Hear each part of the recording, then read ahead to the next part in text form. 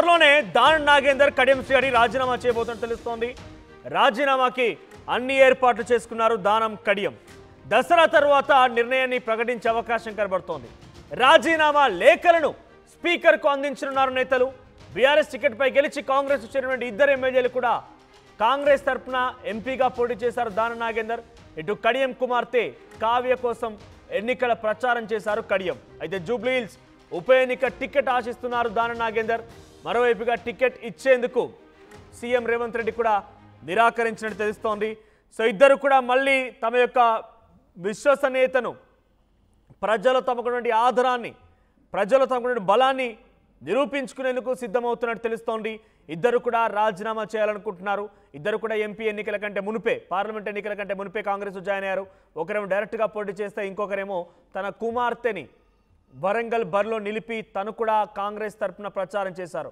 ఈ నేపథ్యంలో BRS party నుంచి కేటీఆర్, హరీష్ రావు, ఇతరత్ర నేతలు, కౌశిక్ రెడ్డి కూడా మాట్లాడడాన్ని, అంటే వీళ్ళందరూ సీనియర్ ఎమ్మెల్యేలు కాబట్టి కౌశిక్ రెడ్డి లాంటి మొదటిసారి ఎమ్మెల్యే అయినటువంటి వ్యక్తి కూడా తమ నిందించడాన్ని సహించలేకపోతున్నామనే ఒక భావంలో ఇద్దరు ఎమ్మెల్యే వచ్చినట్టు తెలుస్తోంది. ఈ నేపథ్యంలోనే అటు డిప్యూటీ సీఎంగా పనిచేశారు కడియం శ్రీహరి కాబట్టి ఆయన కూడా స్టేషన్ గన్పూర్ నియోజకవర్గంలో ప్రజల ఆదరణ ఉంది, ఆదరాభిమానులతోనే మళ్ళీ గెలుస్తాననే ఒక భావంలో కడియం శ్రీహరి ఉన్నారు. అందుకే ఆయన రాజీనామా చేసి తిరిగి ఎన్నికలకు వెళ్ళాలనుకుంటున్నారు. ఇటు దానం నాగేందర్ కూడా అవసరమైతే జూబ్లీహిల్స్ బరిలో దిగుతానని చెప్పుకొచ్చారు కాబట్టి ఆయన కూడా రాజీనామా చేసే అవకాశం కనబడుతోంది. అన్ని రకాలుగా సంసిద్ధం చేసుకుని పెట్టుకుని ఉన్నారు. ఏ క్షణమైనా దసరా విజయదశమి తర్వాత అటు స్పీకర్ ఫార్మేట్లో రాజీనామాని సమర్పించే అవకాశం కనబడుతోంది. ఎస్, మా ప్రతినిధి మధు సిద్ధంగా ఉన్నారు. మధు, సో ఇద్దరు రాజీనామాకు సిద్ధమైనట్టు తెలుస్తోంది. ఈ రాజీనామాకు సంబంధించి ఇదే ఆలోచనలో మిగిలినటువంటి 8 మంది కూడా ఉన్నారా? వీళ్ళిద్దరూ డైరెక్ట్గా దానం నాగేందర్కి ఎఫెక్ట్ అవుతుంది. ఆయన ఎంపీగా కంటెస్ట్ చేశారు కాబట్టి. కడియం శ్రీహరి డైరెక్ట్గా ఆయన ఎంపీగా కంటెస్ట్ చేయకపోయినా తన కూతురుతో ప్రచారం చేశారు. మిగిలిన వారంతా కూడా కాంగ్రెస్ పార్టీలో చేరిన తర్వాత వారు కూడా దాదాపుగా ఇదే రకమైనటువంటి ఆరోపణలు, అభియోగాలు ఎదుర్కొంటున్నారు కాబట్టి, సవాళ్ళు కూడా ఎదుర్కొంటున్నారు కాబట్టి వాళ్ళు కూడా ఇదే రకమైన బాటలో వెళ్ళే అవకాశం ఉందా? ఎగ్జాక్ట్లీ. అంటే దానం నాగేందర్ ఏమో బీఆర్ఎస్ పార్టీ పైన గుర్తు పైన గెలిచి సికింద్రాబాద్ కాంగ్రెస్ పార్టీ గుర్తు పైన ఎంపీగా అభ్యర్థిగా పోటీ చేశారు. కడియం శ్రీహరి నిజంగానే కూతురు ఎన్నికల్లో ప్రచారం చేసి కాంగ్రెస్ ఓటు వేయాలి, చేయి గుర్తుకు అనే ప్రచారం చేశారు.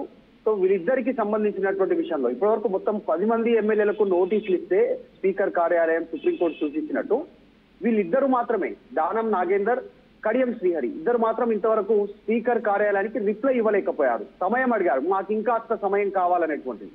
ఈ నేపథ్యంలో రీసెంట్ గా జరుగుతున్న పరిణామాలు గమనిస్తే ఇక దానం నాగేందర్ పైన ఖచ్చితంగా చర్య తీసుకోవాల్సినటువంటి సిచ్యువేషన్ ఉందనేటువంటిది దాదాపు చర్చ జరుగుతున్న నేపథ్యంలో కడియం శ్రీహరి కూడా మొన్న వరంగల్లో మాట్లాడినటువంటి సందర్భంలో క్లారిటీ ఇచ్చారు. కవిత లిక్కర్ కేసు అవినీతికి సంబంధించిన విషయంలో భాగంగా ఆ పార్టీ నుంచి దూరంగా ఉండాలనుకున్నాను, అందులో భాగంగా పార్టీ మారాను, కాంగ్రెస్ లోకి వచ్చాను అనేటువంటిది క్లారిటీ ఇచ్చారు మొన్న.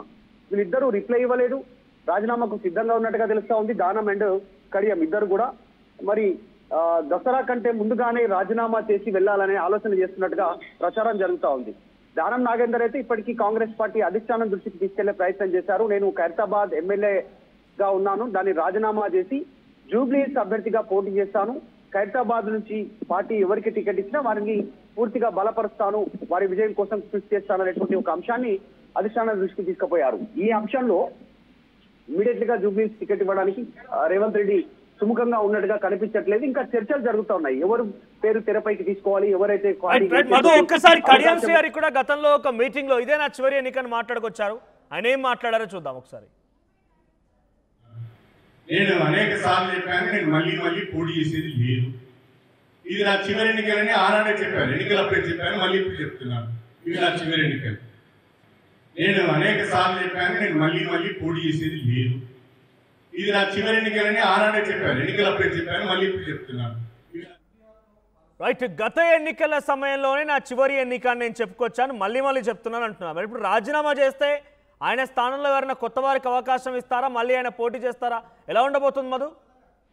ఎగ్జాక్ట్లీ. నిజంగా ఆయన చివరి ఎన్నికలు అన్నారు కాబట్టి ఒక క్లారిటీ ఇచ్చే ప్రయత్నం చేశారు. అంటే ఒకవేళ నిజంగా రాజీనామా చేసిన తర్వాత వచ్చేటువంటి ఉప ఎన్నికల్లో మరి కడియం పోటీ చేస్తారా, పోటీకి దూరంగా ఉంటారా అనేటువంటిది కూడా చర్చ కొనసాగుతుంది.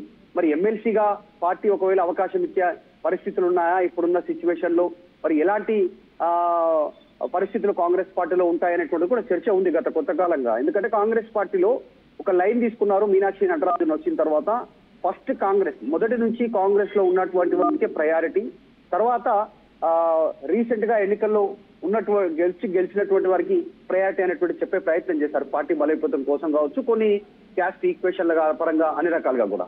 మరి ఆ నేపథ్యంలో కడియం శ్రీహరి స్టెప్ ఎలా ఉండబోతుంది అనేటువంటిది చర్చ ఉంది. ఇక దానం నాగేందర్ విషయంలో అయితే ఖచ్చితంగా మనం చెప్తా ఉన్నాం, పార్టీ ఫిరాయింపులకు సంబంధించిన విషయంలో పక్కా ఆధారాలను సమర్పించింది బీఆర్ఎస్ లీగల్ టీం కానీ, బీఆర్ఎస్ పార్టీకి సంబంధించినటువంటి సభ్యులు కానీ, ఇటు హైకోర్టు, సుప్రీంకోర్టు, రీసెంట్ గా స్పీకర్ కార్యాలయానికి ఇచ్చినటువంటి మళ్ళీ ఒక్కసారి ఆ వివరణ వీరి వివరణ కూడా కోరారు వాళ్ళు రిప్లై ఇచ్చిన తర్వాత. దాంట్లో కూడా వీళ్ళు ఒక క్లారిటీ ఇచ్చారు. మరిన్ని ఆధారాలు, క్లిప్పింగ్స్, లింక్స్, తర్వాత పేపర్ కట్టింగ్స్, గతంలో వాళ్ళు ఎక్కడెక్కడ పాల్గొన్నారు అనేటువంటి సమాచారం ఇదంతా మరొకసారి స్పీకర్కి ఇచ్చారు. స్పీకర్ ఎట్లాంటి నిర్ణయం తీసుకొని ఉన్నారు అనేటువంటి చర్చ ఉంది గత కొంతకాలంగా.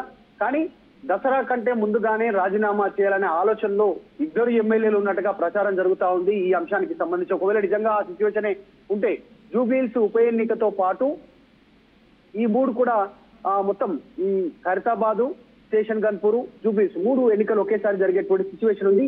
ఆ నిర్ణయం పైనే కాంగ్రెస్ పార్టీ ఆలోచిస్తా ఉంది. ఒకవేళ 2 జూబ్లీహిల్స్ తో పాటు ఉప ఎన్నికలను ఫేస్ చేసే సిచ్యువేషన్ కాంగ్రెస్ ఎట్లా ఫేస్ చేస్తుంది, ఎట్లా వెళ్ళాలి గ్రౌండ్ లోకి అనేటువంటి దానిపైన ఆలోచిస్తున్నట్టుగా తెలుస్తా ఉంది. వీళ్ళు మాత్రం ప్రజల నుంచి జరుగుతున్నటువంటి ఒత్తిడి, క్షేత్రస్థాయిలో జరుగుతున్నటువంటి ప్రచారం, ముఖ్యంగా బీఆర్ఎస్ వీరిపైన చేస్తున్నటువంటి ప్రచారం పైన ఎట్లా ఎదుర్కోవాలని ఆలోచన చేస్తున్నట్టుగా తెలుస్తా ఉంది. దానం నాగేందర్ అయితే రాజీనామాకు సంసిద్ధంగా ఉన్నాననేటువంటి ఆల్రెడీ అధిష్టానాన్ని చెప్పేశారు. కడియం శ్రీహరి ఏమో ఇవే చివరి ఎన్నికలు అంటున్నారు. కవిత లిక్కర్ కేసు వల్ల నేను పార్టీ మారాను అనేటువంటి ఒక క్లారిటీ ఇచ్చారు. అంటే పార్టీ మారాను అనేటువంటి వీడియో క్లిప్పింగ్ కూడా ఉంది కడియం శ్రీహరి మాట్లాడినటువంటిది. ఇవన్నీ చూస్తా ఉంటే జరుగుతున్న పరిణామాల్లో ఇద్దరు రాజీనామా చేసి ముందుకు వెళ్లే అవకాశం కనిపిస్తా ఉంది. స్థానిక సంస్థలకు ఒకవైపు ఆల్రెడీ అంటే మధు దాననాగేందర్ విషయంలో కాంగ్రెస్ పార్టీ కానివ్వండి, దాననాగేందర్ కానివ్వండి తప్పించుకునే అవకాశం లేదు. బికాజ్ ఆయన ఎమ్మెల్యేగా బీఆర్ఎస్ తరఫున గెలుపొంది కాంగ్రెస్ పార్టీలో చేరి మళ్ళీ ఎంపీగా సికింద్రాబాద్ నుంచి కంటెస్ట్ చేశారు కాబట్టి. కానీ కడియం విషయంలో కానివ్వండి, మిగిలిన 9 మంది ఎమ్మెల్యేల విషయంలో కూడా మేము పార్టీలో చేర్చుకోలేదు, కేవలం మాకు మద్దతుగా ఉన్నారు అనేటువంటి మాటని మాట్లాడుకొచ్చారు. మొన్న ఈ మధ్య ఆర్టీవీతో మహేష్ కుమార్ గౌడ్ కూడా మాట్లాడుతూ అదే చెప్పుకొచ్చారు. అంటే వారు మా పార్టీలో లేరు, మాకు కేవలం మద్దతుగా ఉన్నారు అంతే, మా పార్టీలో మెంబర్షిప్ కూడా లేరు, ఇప్పటికీ బీఆర్ఎస్ పార్టీ మెంబర్షిప్కే డబ్బులు కడుతున్నారు వారి రకంగా మాట్లాడుకొచ్చారు. అంటే కడియం శ్రీహరి కూడా రాజకీయంగా ఆయన ఆరోపణలు, అభియోగాలు, సవాలు ఎదుర్కోవచ్చు, కానీ లీగల్గా మాత్రం ఆయన కూడా పెద్దగా ఏం చేసే అవకాశం లేదు బీఆర్ఎస్ పార్టీ అనేటటువంటి ఒక ధీమా కాంగ్రెస్ పార్టీకి ఉంది. కానీ దానం నాగేందర్ విషయంలోనే ద మోస్ట్ ఎఫెక్టెడ్ పర్సన్గా ఉండబోతున్నారు. సో దానం రాజీనామా చేస్తే తిరిగి బీఆర్ఎస్ పార్టీ మళ్ళీ తన పార్టీలోకి వస్తానన్నా, లేకపోతే తనని ఆహ్వానించే అవకాశం కానీ, కాంగ్రెస్ పార్టీ తమ దగ్గరే ఉంచుకొని దానంకి మంచి హోదా కల్పించే అవకాశం కానీ ఏముండబోతుంది? తన పొలిటికల్ కెరీర్ ఏం కాబోతోంది? దానం నాగేందర్ రాజీనామా చేయడానికి సంసిద్ధత వ్యక్తం చేస్తా ఉన్నారు. నిజంగానే పార్టీ దృష్టికి తీసుకెళ్లారు, ముఖ్యమంత్రి దృష్టికి కూడా తీసుకెళ్లారు. కానీ పార్టీ కానీ ముఖ్యమంత్రి కానీ ఒక క్లారిటీ ఇంకా తీసుకోలేదు. రాజీనామా చేస్తే వచ్చే పరిణామాలు ఎలా ఉంటాయి, దాన్ని బీఆర్ఎస్ కానీ అటు బీజేపీ కానీ క్షేత్రస్థాయిలో ప్రజల్లోకి ఎట్లా తీసుకెళ్తాయి, దాన్ని ఓవర్కమ్ చేయాలంటే పార్టీ ఎలాంటి నిర్ణయం ఉండాలనేటువంటిది చర్చిస్తా ఉన్నారు, ఆలోచిస్తా ఉన్నారు. ఎందుకంటే స్థానిక సంస్థల ప్రధాన అంశం కాంగ్రెస్ పార్టీ ముందుంది, ఒక స్పెషల్ జీవోతో ముందుకు వెళ్ళాలనుకుంటుంది. సో దానికంటే ముందు ఈ పరిణామాలు జరిగితే ఇంకా ఎంత ఎఫెక్ట్ ఉంటుంది క్షేత్రస్థాయిలో కాంగ్రెస్ పార్టీ పైన కానీ ప్రభుత్వం పైన అనేటువంటి ఆలోచన చేస్తున్నట్టుగా తెలుస్తా ఉంది. సో దానం సంబంధించినటువంటి విషయంలో మాత్రం పక్కా ఆధారాలు ఉన్నాయి. కడియం శ్రీహరి విషయంలో కూడా ప్రచారం చేసినటువంటి ఆధారాలు ఉన్నాయి. మరొక ఎమ్మెల్యే ఉన్నారు, స్పీకర్ గా పనిచేసినటువంటి పోచారం శ్రీనివాస్ రెడ్డి కూడా ప్రభుత్వ సలహాదారుడుగా పనిచేస్తా ఉన్నారు. సో ఆయన పైన కూడా వేటు వేసేటువంటి అవకాశం ఉంది. కానీ టెక్నికల్ గా సంబంధించినటువంటి ఇందాక మాట్లాడినట్టు టెక్నికల్ ఆధారాలు లేవు. స్పీకర్ నిర్ణయం తుది నిర్ణయం కాబట్టి దానం విషయంలో మాత్రం పక్కాగా నిర్ణయం తీసుకునేటువంటి సిచ్యువేషన్ ఉంది. చూడాలి ఏం చేస్తారో.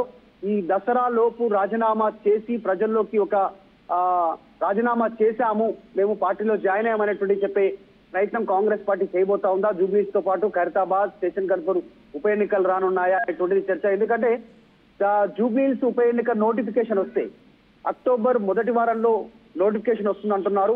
అక్టోబర్ మొదటి వారంలో నోటిఫికేషన్ వచ్చే కంటే ముందే వీళ్ళు రాజీనామాలు కనుక ఆమోదం పొందితే ఈ మిగతా 2 స్థానాలకు కూడా ఎన్నికల కమిషన్ నోటిఫికేషన్ విడుదల చేసే అవకాశం ఉంటుంది. 6 నెలల లోపల ఎన్నికలు జరగాలి కాబట్టి.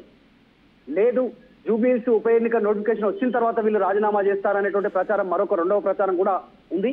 కాంగ్రెస్ పార్టీ అధిష్టానం ఇంకా నిర్ణయం తీసుకోలేదు. ఒకవేళ తీసుకుంటే ఓకే అంటే మాత్రం దానం కడియం ఇద్దరు రాజీనామాలను ఆమోదించే సిచ్యువేషన్ ఉంది. వాళ్ళు కూడా రాజీనామా చేయడానికి సుముఖతంగా ఉన్నట్టుగా చర్చ కొనసాగుతుంది. మనది right, thank you Madhu. So మొత్తంగా ఇద్దరు ఎమ్మెల్యేలు దానం నాగేంద్రన్, కడియం శ్రీ ఇద్దరు కూడా రాజీనామాకు సిద్ధమైనట్టు తెలుస్తోంది. అది దసరాకు ముందే గనక రాజీనామా చేస్తే అక్టోబర్ మొదటి వారంలో లేదా రెండో వారం కల్లా జూబ్లీ హిల్స్ ఉప ఎన్నికకు సంబంధించిన నోటిఫికేషన్ వచ్చే అవకాశం ఉంది. కాబట్టి సంపూర్ణంగా వీళ్ళు రాజీనామా చేసి స్పీకర్ ఫార్మాట్లో రాజీనామా అప్రూవల్ అయిపోతే అటు జూబ్లీ హిల్స్ ఉప ఎన్నికతో పాటు తమ ఉప ఎన్నికను కూడా సంసిద్ధం చేయాలని ఒక ఆలోచనతో ఇద్దరు ఎమ్మెల్యేలు సిద్ధమైనట్టు తెలుస్తోంది. మరి దీనికి సంబంధించి నిజంగానే ఆ పరిస్థితి వస్తే, ఉప ఎన్నికలు వస్తే బీఆర్ఎస్ఆ కాంగ్రెసా, మీ సపోర్ట్ ఎవరికి కామెంట్ చేసే ప్రయత్నం చేయండి. అసలైన తొలి వెలుగు. ఫాలో వాట్సాప్ @తొలి వెలుగు official.